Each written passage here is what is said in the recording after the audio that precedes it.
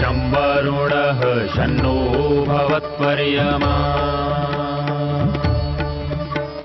शन्न इन्द्रो बृहस्पतिः शन्नो विष्णुरुक्रमः ॐ शान्ति शान्ति शान्तिः।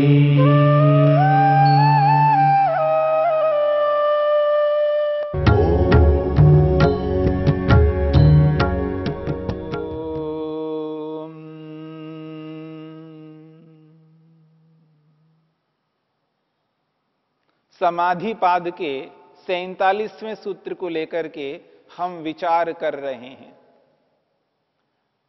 निर्विचार वैशारद्ये अध्यात्म प्रसादः। निर्विचार नामक समापत्ति में मन की निर्मलता हो जाने पर, मन के स्पष्ट शुद्ध हो जाने पर, मन की पूर्ण निर्मलता के आ जाने पर योगी को अध्यात्म प्रसादः, अध्यात्म प्रसाद की प्राप्ति होती है। एक विशिष्ट प्रसाद है ये आध्यात्मिक प्रसाद। ये उसी व्यक्ति को प्राप्त होता है जो व्यक्ति समाधिस्थ होता है। ये वही व्यक्ति होता है जिसने विवेक को, वैराग्य को प्राप्त किया है और वैराग्य को प्राप्त करके समाधि लगाई है। समाधि लगा करके सवितर्का समापत्ति को, निर्वितर्का समापत्ति को, सविचारा समापत्ति को पूर्ण करके आगे बढ़ता हुआ निर्विचारा नामक समाधि में प्रवेश करता है और निर्विचारा नामक समाधि में प्रवेश करके उस समाधि को अनुभव कर करके पूर्ण दृढ़ कर लेता है और मन की पूर्ण निर्मलता को प्राप्त कर लेता है, अर्थात मन में किसी भी प्रकार के क्लेश को नहीं रखता, रजोगुण और तमोगुण को दबा के रखता है, केवल सत्वगुण से ओत प्रोत रहता है। ऐसी स्थिति में निर्विचार नामक समाधि की परिपक्वता में मन पूर्ण रूप से निर्मल हो जाता है। उस स्थिति में योगी को अध्यात्म प्रसाद की प्राप्ति होती है। महर्षि वेदव्यास ने अध्यात्म प्रसाद को समझाने के लिए अध्यात्म प्रसाद के 3 विशेषण बताए। पहला विशेषण दिया है भूतार्थ विषयः।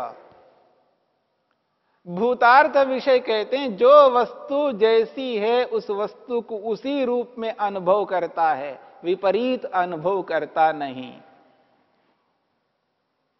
साधारण तौर पर कोई व्यक्ति दर्पण के सामने खड़े होकर के अपने शरीर को मैं अनुभव करता है, मैं ऐसा हूं। यह मोटा उदाहरण है, स्थूल उदाहरण है। दर्पण के मिरर के सामने जब व्यक्ति खड़ा होकर के अपने शरीर को देखता है, शरीर अलग है और आत्मा अलग है, लेकिन दोनों को अलग नहीं मानता है, शरीर को ही मैं मानता है। जो वस्तु जैसी है उस वस्तु को वैसा अनुभव नहीं करता। परंतु योगी ऐसा कभी नहीं कर सकता। हां, शब्दों से हम अलग अवश्य मानते हैं, शरीर अलग है, मैं आत्मा अलग हूं, ये शब्दों से स्वीकार करते हैं, परंतु व्यवहार से हम स्वीकार नहीं करते, शरीर को ही मैं अनुभव करते हैं। और सूक्ष्मता से आगे चल करके देखें तो मन को और आत्मा को अलग नहीं मानते। मन अलग है, आत्मा अलग है, दोनों को मिला करके मैं को ही मन मान लेते हैं और मन को ही मैं के रूप में अनुभव करते हैं।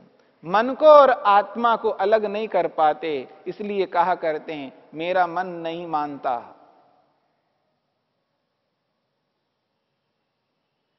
यानी यहां पर यह बात कही जा रही है, मन को आत्मा मान करके कही जा रही है। मेरा मन नहीं मानता। मन जड़ है पर उसको चेतन बना करके व्यक्ति व्यवहार करता है। भूतार्थ विषय। महर्षि वेदव्यास कहते हैं जिसको अध्यात्म प्रसाद की प्राप्ति होती है वह व्यक्ति जो वस्तु जैसी है उसको वैसा ही अनुभव करता है। योगी कभी ये नहीं कह सकता मेरा मन नहीं मानता, मेरा मन चला जाता है, मेरा मन रुकता नहीं है, रोकने पर भी रुक नहीं रहा है। ये वही व्यक्ति करता है, वही व्यक्ति कह सकता है जिसको अध्यात्म प्रसाद की प्राप्ति नहीं है। यहां कहा जा रहा है भूतार्थ विषय, जो वस्तु जैसी है उसको वैसा ही अनुभव करता है। दूसरा विशेषण दिया है स्फुटः प्रज्ञालोकः। स्फुटः का अर्थ है स्पष्ट, प्रज्ञा का अर्थ है बुद्धि ज्ञान, और आलोक कहते हैं प्रकाश। प्रज्ञालोकः ज्ञान का प्रकाश होता है, यानी ज्ञान का विस्तार होता है, और वो भी कैसा, स्फुटः स्पष्ट होता है, अस्पष्ट नहीं रहता है। पूर्ण ज्ञान होता है, यथार्थ ज्ञान होता है। और वो जो ज्ञान हो रहा है जिस वस्तु का हो रहा है उस वस्तु के जैसे गुण कर्म स्वभाव होते हैं उनको उसी रूप में अनुभव करता है। और क्रम अननुरोधी, बिना क्रम के, मानो व्यक्ति बिना क्रम के उस वस्तु के सारे गुणों को एक साथ अनुभव कर रहा हो ऐसा प्रतीत होता है। क्रम अननुरोधी, बिना क्रम के, मानो एक साथ उस वस्तु के सारे गुणों को अनुभव करता है। मन की ऐसी निर्मलता होती है, उस निर्मलता की स्थिति में पूर्ण एकाग्रता होती है। उस पूर्ण एकाग्रता से उस पदार्थ के जो गुण हैं वो एकदम अनुभव कर लेता है, साक्षात प्रत्यक्ष कर लेता है। यही क्रम अननुरोधी का अभिप्राय है।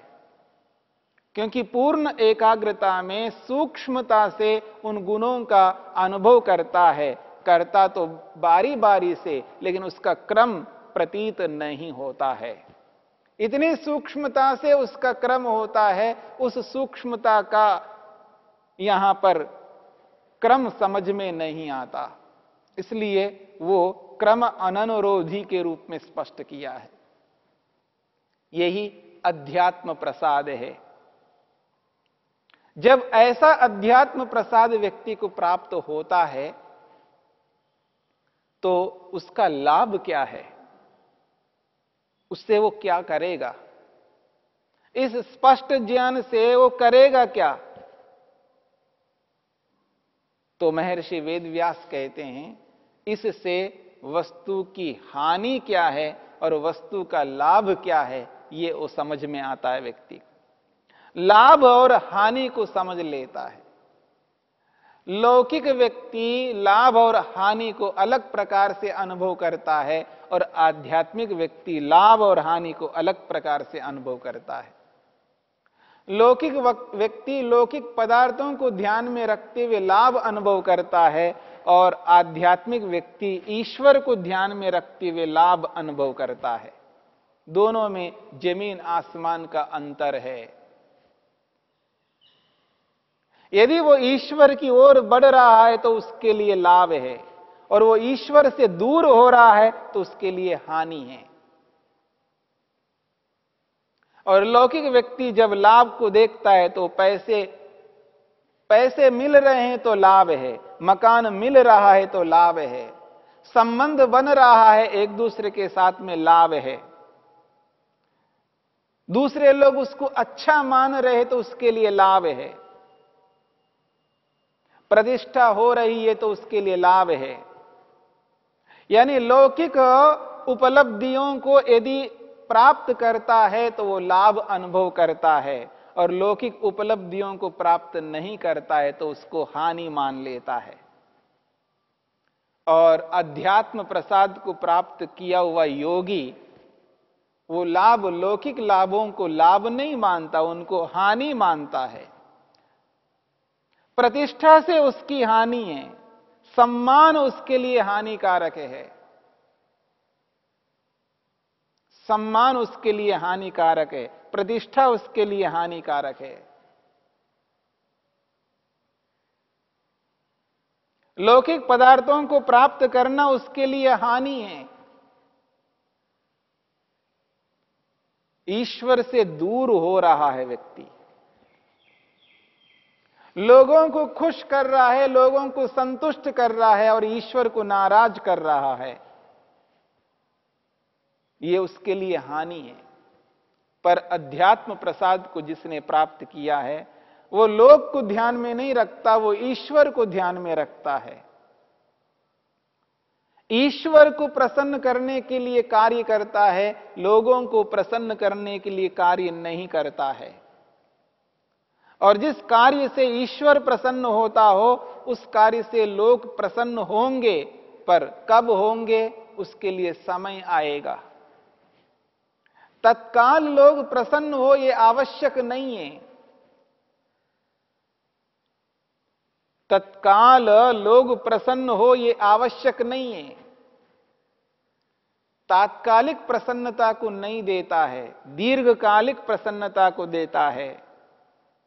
इसलिए दोनों में अंतर है। वो ईश्वर को ध्यान में रख करके कार्यों को करता है और कभी भी ईश्वर औरों की हानि नहीं करने देता। हां, अज्ञानता से, मूर्खता से वो अपने आप को हानि मानता है, लेकिन कालांतर में उसको लाभ देगा। इस बात को समझ करके चलना है।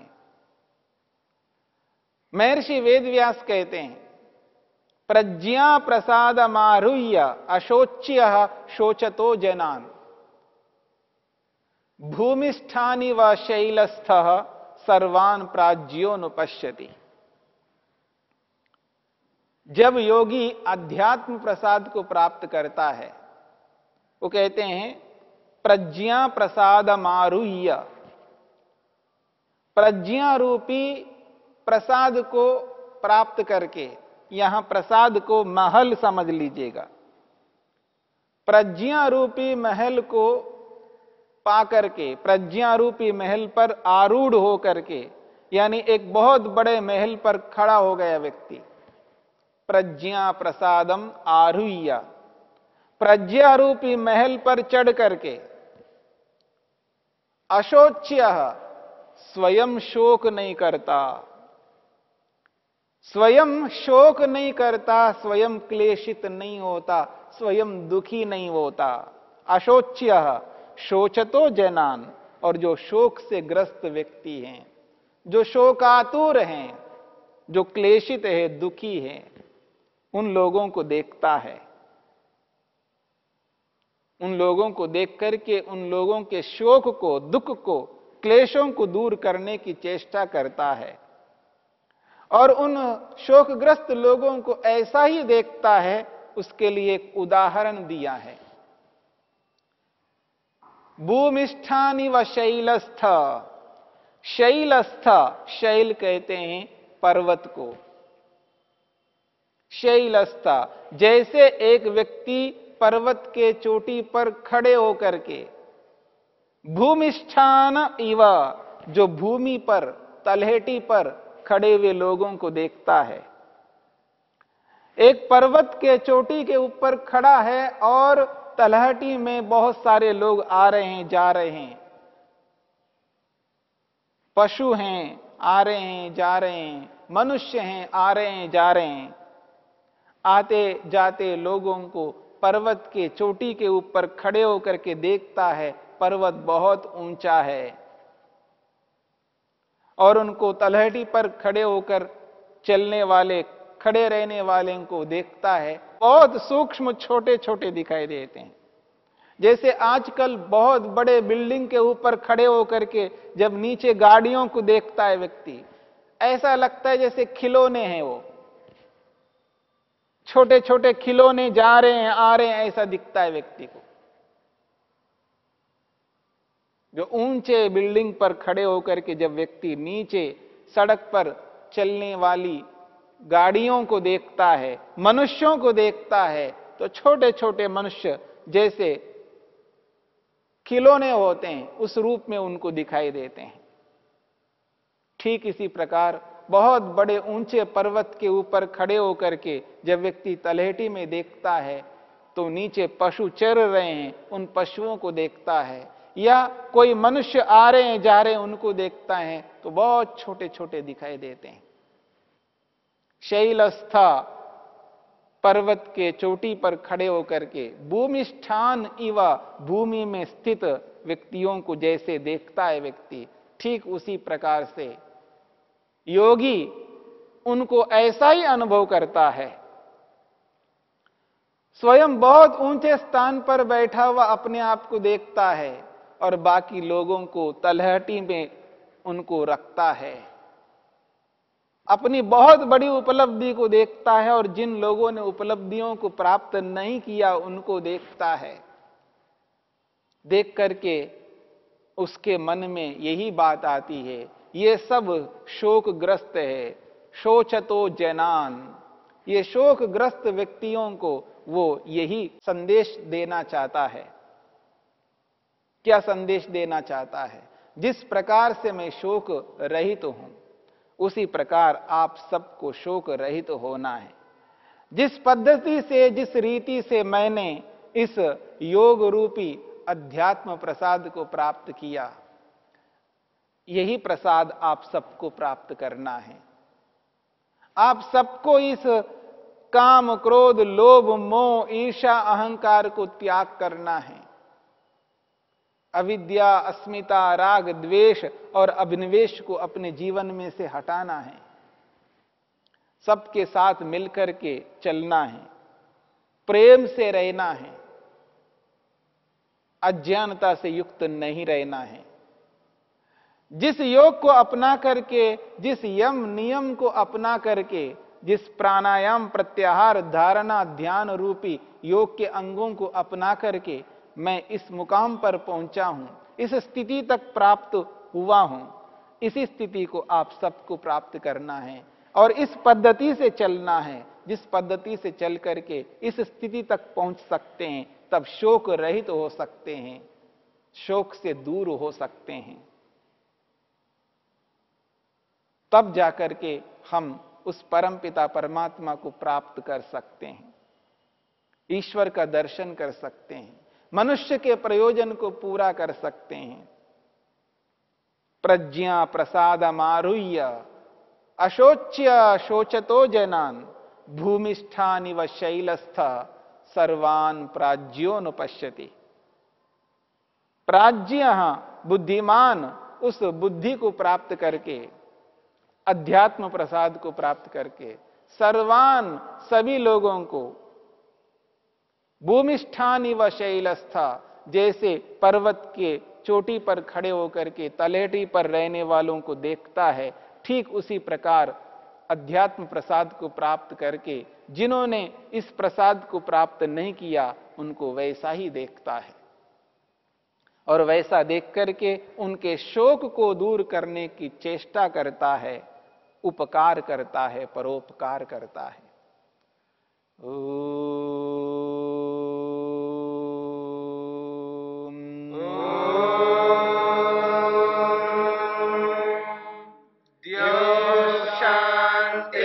शांतिरंतरिक्षं शांतिर्पृथिवी शांतिरापः शांतिरोषधयः शांतिः वनस्पतयः शांतिर्विश्वे देवा शांतिर्ब्रह्म शांति सर्वं शांति शांतिरेव शांति शांति